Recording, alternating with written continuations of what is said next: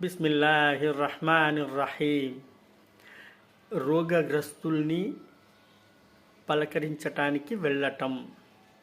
హజరత్ అనస్ రదియల్లాహు తఆలా అన్హు గారు రివాయత్ చేస్తున్నారు. దీని సారాంశం ఇలా ఉన్నది. ప్రవక్త ముహమ్మద్ సల్లల్లాహు అలైహి వసల్లం గారు ఇలా ప్రవచించారు: ఏ ముసల్మాన్ అయితే బాగా వజూ చేసుకుని సవాబు నియత్తుతో రోగగ్రస్తుడైన తన సోదరుని ములాఖాతు కోసం, ఇయాదత్ కోసం వెళ్తాడో అలాంటి వ్యక్తికి మరియు నరకానికి మధ్య 70 ఏళ్ల దూరాన్ని ఉంచబడుతుంది. అందుచేత సోదరులారా, అల్లాహ్ సుబ్హానహు వ తఆలా మనందరికీ కూడా రోగగ్రస్తుల్ని ఇయాదత్ చేసే తౌఫీక్ ఇవ్వాలని అల్లాహ్ తాలాతో వేడుకుందాము.